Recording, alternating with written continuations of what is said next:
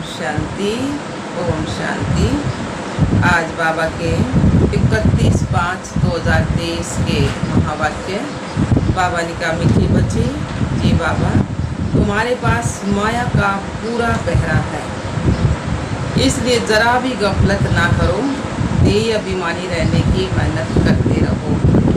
प्रश्न दिया बाबा ने, बाप के पास कौन सा भंडारा सदा भरपूर है? उस भंडारे से स्वयं को भरपूर करने का साधन क्या है?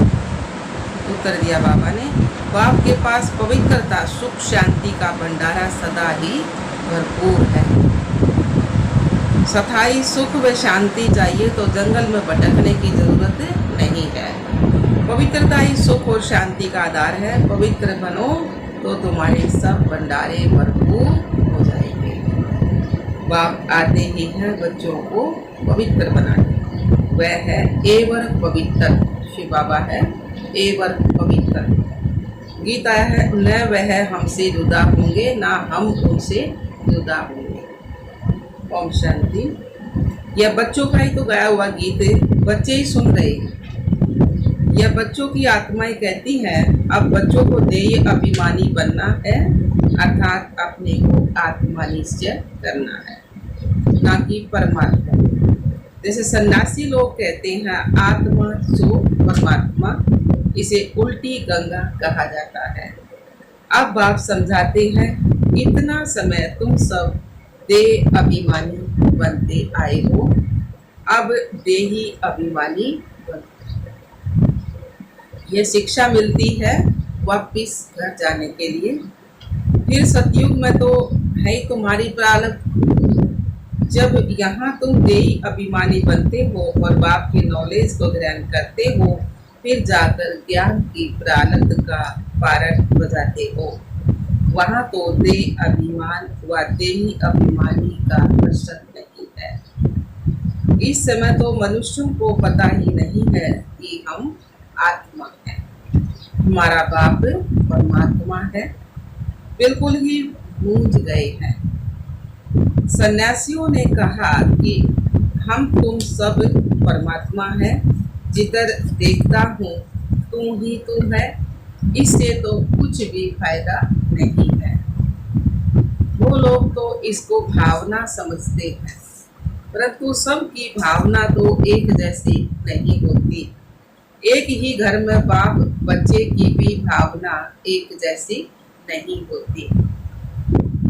कहाँ कहाँ देखो बच्चे बाप को भी मार डालते हैं, क्योंकि घोर अंधियारा है, सब पतित है। अभी तुम बच्चे सौदर्शन चक्रधारी बने हो।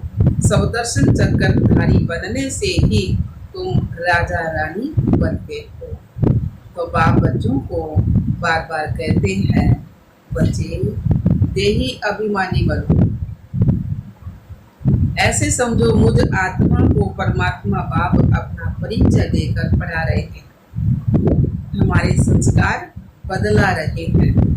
आत्मा ही संस्कार ले जाती है, शरीर तो खत्म हो जाता है। बाबा अभी हम आपके साथ ही योग लगाएंगे, यह हमारा वायदा कभी नहीं मिल सकता। बल पवित्रता पर अनेक प्रकार के विघ्न पड़ेंगे, बहुत कुछ सहन करना पड़ेगा। बच्चियां कहती हैं, बाबा यह सितम सहन करूंगी। जैसे दुख के समय मुख से निकलता है ना, हाय राम हे प्रभु, तुम तो ऐसे नहीं कहेंगे ना।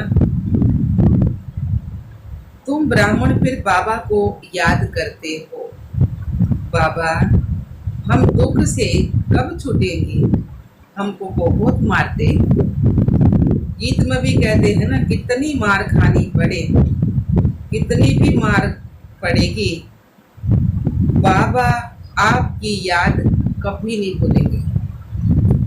बच्चे का वह है ना, कितनी भी मार पड़ेगी लेकिन आपकी याद कभी नहीं भूलेंगे। हमको तो बाबा का ही बनना है, बुद्धि का योग उनसे जोड़ना है। यह है सब समझ की बातें। एक दिन यह सितम भी मिट जाएंगे। कुछ तो जरूर सहन करना पड़ता है, यह सब ड्रामा में ढोंग है। अबलाओं पर अत्याचार बहुत होते हैं, यह गीत भी देखो।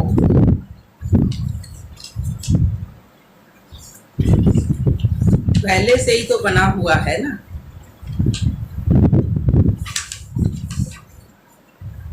जिसका अर्थ कोई भी नहीं जानते। तुम्हारे शास्त्र जैसे कि यह रिकॉर्ड बन गए हैं। सब कहते हैं ऐसे तो कहाँ भी नहीं होता जो रिकॉर्ड पर अर्थ किया जाए। बाबा गीता के अर्थ बताओ है ना सारे। ये तो फिल्मी रिकॉर्ड है, परंतु ये बाबा ने बनवाए। तुम बच्चों को इस पर समझाना चाहिए। हमको पावन तो जरूर बनना है, परंतु ये बाबा ने बनवाए हैं। हाँ, पावन तो जरूर बनना, बाप के फरमान पर चलना है। मनुष्य तो जानते नहीं है, वह तो शिव शंकर को भी मिलाकर एक कर देते हैं। श्री कृष्ण भी भगवान है, वह तो हाजिरा हजूर है। जिधर देखो कृष्ण ही कृष्ण है। राधे के पुजारी फिर कहेंगे जिधर देखो राधे ही राधे हैं। साईं बाबा के भगत होंगे तो कहेंगे जिधर देखो साईं बाबा ही साईं बाबा है। तो देखो कितना अंधियारा है, बहुत अंधियारे में है ना दुनिया। यह फिर भी होना ही है। सब भगवान बनाए बैठे, सब बाबा का ये सब बनाया ड्रामा है। तुम कहते हो यह ज्ञान यज्ञ से विनाश द्वारा प्रज्वलित हुई है, तो कहते हैं तुम्हारे बाबा ने ऐसा यज्ञ रचा है जो विनाश करा देते हैं। हम कहते हैं शांति हो जाए, तुम फिर विनाश कराते हो। रुद्र ज्ञान यज्ञ नाम तो है ना। यज्ञ रचा जाता है किससे? ब्राह्मणों से। तुम ब्रह्मा कुमार कुमारियां ब्राह्मण ठहरे ना। वह हद के यज्ञ रचते हैं सेठ लोग। उसमें रुद्र यज्ञ नामी ग्रामी है, वह उसमें ज्ञान का अक्षर नहीं डालते, नहीं लगाते हैं। यह तो है रुद्र ज्ञान यज्ञ, उनको ज्ञान यज्ञ नहीं कहेंगे। बाबा ने समझाया है ज्ञान से ही तुम्हारी सतगति होती है। वहाँ सतयुग में यह ज्ञान की दरकार नहीं है, वहाँ तो है ही सतगति। सौरभ, यह तो समझने की बात है ना। बाप बैठ ब्राह्मणों को ज्ञान देते हैं, दिखाते हैं रथ पर रथी बैठे थे। यह शरीर रथ है ना, रथी कौन है? आत्मा। हर एक रथ में रथी है ना, हर एक रथ शरीर में आत्मा है ना। इसमें भी इनकी आत्मा है, ब्रह्मा बाबा की भी अपनी आत्मा है ना। परंतु बाबा कहते हैं मैं रथ का लोन लेता हूँ, इस ब्रह्मा के शरीर का लोन लेता हूँ। जैसे मकान लेते हैं तो धनी भी रहता है और लेने वाले भी रहते हैं ना। तो इसलिए बाबा ने ब्रह्मा बाबा का मकान लिया, ये शरीर लिया, तो इसमें शिव ब्रह्मा बाबा की आत्मा भी रहा है और शिव बाबा की, दोनों आत्मा बोला है ना। शिव बाबा की आत्मा बोला है ना इसके द्वारा। तो बाबा ने कहा यहाँ यह रथी बन बाबा आते हैं। कौन आते हैं? रथी बन शिव बाबा। तो कहते हैं मैं फिर से तुमको राजयोग सिखाता हूँ, ऐसे और कोई भी कह ना सके। यह सब पॉइंट समझाई जाती है धारणा के लिए। तो बाबा ने कहा हमारा बाबा हमको स्वर्ग का मालिक बनाते हैं, कल्प कल्प संगम युगे। यह एक अक्षर की भी भूल करने से कितने अवतार और कितने नाम लिख दिए हैं। अभी बरोबर कल्प वृक्ष के नीचे तुम बैठे हो, राजयोग सीख रहे हो, भविष्य में राजा रानी पद पाने के लिए। यहाँ तो करोड़पति पदमपति है, इनका सब मिट्टी में मिल जाएगा। नेचुरल कैलेमिटीज आदि सब अचानक ही तो आएंगी। पिछाड़ी में विनाश तो होना ही है। ढेर के ढेर बाम सबके पास रखे हैं, वह ऐसे ही समुद्र में थोड़े ही फेंक देंगे। न्यून तो वे फेंकेंगे बम्बर, न्यून तो ये फेंकेंगे, आपस में लड़ाई तो होनी है ना। तो बाबा ने कहा वो समुद्र में थोड़ी फेंक देंगे, यह तो उन्हों की लाखों करोड़ों की मिल्कियत है, यह न बने तो विनाश भी कैसे हो, वो भी जरूरी है। एकदम जल कर जैसे खाक हो जाएंगे, ऐसे नहीं कि जख्मी होकर दुख भोगते रहेंगे। चीज ही ऐसी बनती है जो फट से खलास हो जाएंगे। तो एक धर्म की स्थापना और अनेक धर्मों का विनाश, यह तो कलियत है। ब्रह्मा द्वारा स्वर्ग की स्थापना कर रहे हैं, स्वर्ग में रहने वालों को लायक बना रहे हैं। पवित्र बनने वालों के आगे सब नमन करते हैं। कि तभी रास्ते में मंदिर आ जाते हो वो सब ऐसे माथा झुका के चलते हैं ना, तो क्यों झुकाओ, क्योंकि पवित्र थे। पवित्र ई विश्व में पवित्र होंगे जब तो सतयुग में देवता बनेंगे। तो बाबा ने कहा पवित्र बनने वालों के आगे सब नमन करते हैं। अब बाप भी कहते हैं बच्चे पवित्र बनो। अभी तुम्हारी आत्मा के पंख टूटे हुए हैं, तुम उड़ेंगे कैसे? जितना ज्ञान योग बल की धारणा करेंगे तो पंख आ जाएंगे। राजधानी लेना कोई मौसी का घर नहीं है। मुख्य बात है अहम आत्मा, यह है मेरा शरीर। अहम आत्मा है ही शांत स्वरूप। अहम आत्मा, मैं आत्मा ही शांत स्वरूप। शांति के लिए धक्का खाने की अब दरकार नहीं है। शांति तुम्हारे दो रहे है ना, तो जितना भी शांति बनाओगे उतने शांत हो जाओगे। तो बाबा ने कहा शांति के लिए धक्का खाने की दरकार अब नहीं है। एक कहानी भी बताते हैं ना, रानी के गले में हाथ पड़ा था लेकिन वह बाहर ढूंढ रही थी। शांति तो हमारे पास ही है लेकिन ढूंढ रही थी बाहर जंगलों में, तो अपनानी नहीं आवती ना।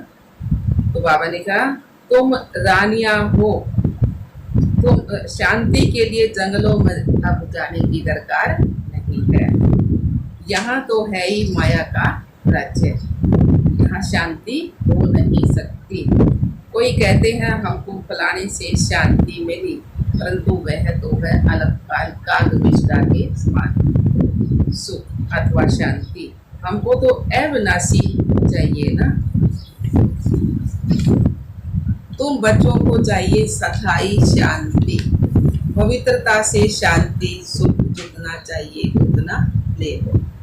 शिव बाबा का भंडारा है ना, जो एवं पवित्र है वही सबको, वहीं आकर सबको पावन बनाते हैं। कौन है एवं पवित्र? शिव बाबा। बाबा एवं पवित्र है तो वहीं आकर सबको पावन बनाते हैं। सन्यासी तो समझते हैं आत्मा निर्लेप है, लेकिन आत्मा निर्लेप नहीं है, आत्मा को लेप से लगता है ना। बाकी शरीर पर पाप लगता है वैसे बोलते हैं सन्यासी। तो अब तुम बच्चे जानते हो बाप है स्वर्ग की स्थापना करने वाला। यथार्थ रीति समझाने से समझेंगे कि बरोबर इन्हों को पढ़ाने वाला तो परम पिता परमात्मा है, जिसको ही पतित पावन सतगति दाता कहा जाता है। सभी को दुर्गति से सतगति में ले जाते हैं। सतगति तो बाप ही करेंगे ना, उनको कहा ही जाता है सतगति दाता। दुर्गति दाता तो नहीं कहेंगे ना, पतित पावन कहेंगे। फिर पतित कौन बनाते हैं यह भी कोई नहीं जानते। बाप कहते हैं तुम वाह मार्ग में गिरते हो तो रावण की प्रवेशता हो जाती है। मंदिरों में बड़े बड़े काले चित्र राधे कृष्ण के रखे हैं, नाम भी क्या रखा है? श्याम सुंदर। सतयुग में सुंदर था, फिर कलयुग में माया सरफ ने डस कर काला कर दिया है। अब कहाँ की बात और देखो कहाँ ले गए हैं। मनुष्य को तो कुछ भी पता नहीं है। श्याम सुंदर का कि चलना पता ना, श्याम कौन सुंदर को? श्याम ब्रह्मा बाबा की आत्मा, इसमें तो श्याम श्याम है ना। तो सतयुग में यह आत्मा श्री कृष्ण बन जाएगी तो सुंदर हो जाएगी। तो बाबा ने कहा उन्होंने तो फिर कह दिया ना, सर्प ने डसा तो काला कर दिया। 5 विकारों ने डसा ना, फिर काले हो गए। अब कहाँ की बात देखो कहाँ ले गए, मनुष्यों को कुछ भी पता नहीं है। पाप रचयिता और रचना का भी किसको पता नहीं है। बाप बच्चों को समझाते हैं, बच्चे खबरदार रहना, माया बड़ी कड़ी है। इस समय तो तमो प्रधान है, इसको भी पछाड़ने में देरी नहीं करती है। एकदम नाक से पकड़ कर गिरा देती है।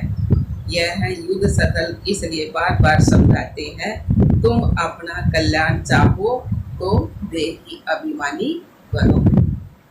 अपने को आत्मा समझ बाप को याद करो तो अंतमति सुगति हो जाएगी। सब संस्कार सामने खड़े हो जाते हैं। अनेक जन्मों के पाप विनाश करने में टाइम तो लगता है ना। तुम्हारा अंत तक पुरुषार्थ चलता है। पहली बात कौन सी है? देही अभिमानी बनना। कई दिन हो गए बाबा ना देही अभिमानी को और लगा रही है। पहला पाठ पक्का नहीं हो रहा है ना। देही अभिमानी बनना है। परमात्मा बाप हम आत्माओं को बढ़ाकर आप समान बना रहे हैं। बैरिस्टर जरूर आप समान बैरिस्टर ही तो बनाएगा।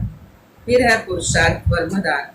कोई बैरिस्टर तो एक ही केस में लाख रुपया भी कमाते हैं। अब तुम बच्चों को बाप कहते हैं कि पुरुषार्थ कर उच्च पद पाओ। यहाँ के पदमपति तो सब खाक में मिल जाएंगे। मैं हूँ ही गरीब निवाज। अब देखो जो लड़ाई करते हैं उनका काम ही मरना और मारना है। वह संस्कार ले जाते हैं। जन्म फल गृहस्थी के घर में लेंगे, परंतु फिर लड़ाई में चले जाते हैं। बाबा तो बहुत सहज समझाते हैं। जन्म जन्म के पाप है, इसलिए योग बहुत अच्छा चाहिए, तब ही विक्रम विनाश होंगे। सिर से बोझा कैसे उतारे, इसके लिए जितना हो सके उतना बाप को याद करना चाहिए। बाबा आप कितने मीठे हो। बाबा कहते हैं लाडले बच्चे कभी गफलत नहीं करना। माया पूरा पहरा दे रही है, इसलिए देही अभिमानी खाओ। यह है बुद्धि योग की रेस। इसमें भी सब कुछ है। बाबा बार बार कहते हैं अपना कल्याण चाहते हो तो योग बहुत अच्छा चाहिए, फिर बहुत हर्षित रहेंगे। हम ईश्वर की संतान हैं। हमको भविष्य के लिए बाप से वर्षा मिलता है। कलयुग में तो नहीं राज्य करेंगे, राज्य करना है सतयुग में। देही अभिमानी बनना बहुत बड़ी मंजिल है। ऐसे थोड़े कि विश्व का मालिक बनेंगे, सितम भी बहुत सहन करने पड़ेंगे। इतनी बांधेली बच्चियां मार खाती हैं। आखिरी विजय तुम बच्चों की ही है। तुम सिर्फ बाप की याद में रहो। यह है योग बल, जो बाप तुम्हें एक ही बात सिखलाते हैं, जिससे तुम सारे विश्व का मालिक बन जाते हो और तो कोई भी बन ना सके। सारे ड्रामा में सर्वश्रेष्ठ पार्ट किसका है? लक्ष्मी नारायण का ही है। एक कहानी है, दो बिल्ले आपस में लड़े, वो माखन बीच में बंदर खा गया। श्री कृष्ण के मुख में माखन दिखाते हैं। अब माखन की तो कोई बात नहीं है। मक्खन कुल साइयो ज्ञान रोग में लई हुई तो मक्खन है ना। तो बाबा ने कहा यह है स्वरूप, इसमें सारी सृष्टि का माखन आ जाता है। बाप स्वरूप का मालिक बनाते हैं। ऐसे बाप से तो कहाँ से भी भाग कर मिलना चाहिए। अच्छा जी बाबा मीठे मीठे सिकला दे बच्चों करके माता पिता बाप दादा का याद प्यार मॉर्निंग। रूहानी बाप की रूहानी बच्चों को नमस्ते। हम रूहानी बच्चों की रूहानी बाप दादा को याद प्यार मॉर्निंग नमस्ते नमस्ते नमस्ते। हम बाबा के बच्चे सदा रहे हंसते हंसाते। शुक्रिया मीठे बाबा, शुक्रिया मीठे बाबा। धारणा के लिए मुख्य सार पहला पॉइंट, मैं इस रथ पर विराजमान रथी आत्मा हूँ। यह अभ्यास करते पूरा देही अभिमानी बनना है। बुद्धि योग की रेस करनी है। दूसरा पॉइंट है पूरा नष्टो मोह बनना है। इस अंतिम जन्म में सितम सहन करते भी पावन जरूर बनना है। वरदान दिया बाबा ने, नथिंग न्यू की समर्थी से सब प्रश्नों को समाप्त कर बिंदी लगाने वाले अचल अडोल भव। नथिंग न्यू की समर्थी से सब प्रश्नों को समाप्त कर बिंदी लगाने वाले अचल अडोल भव। सार दिया बाबा ने, कोई भी बात होती है तो आप बच्चों को ये ज्ञान है कि नथिंग न्यू, नहीं ये पहले भी हुई थी, हर सीन अनेक बार रिपीट की है। नथिंग न्यू की समर्थी से कभी भी हलचल में नहीं आ सकते, सदा ही अचल अडोल रहेंगे। कोई नई बात होती है तो आश्चर्य से निकलता है यह क्या, ऐसा भी होता है क्या। लेकिन नथिंग न्यू को क्या क्यों का क्वेश्चन नहीं है, फुल स्टॉप आ जाता है।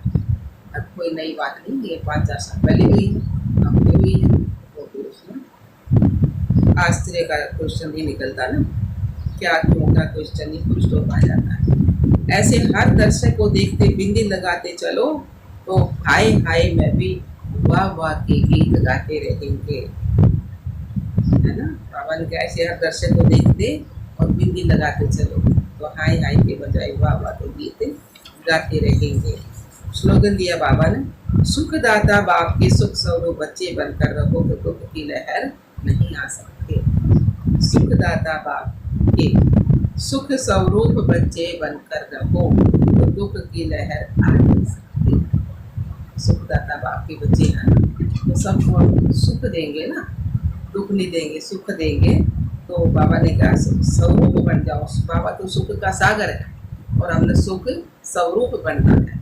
अगर हम सुख देंगे दूसरा है तो दुख की लहर आ ही नहीं सकती। अच्छा बाबा, ओम शांति बच्चे बाबा।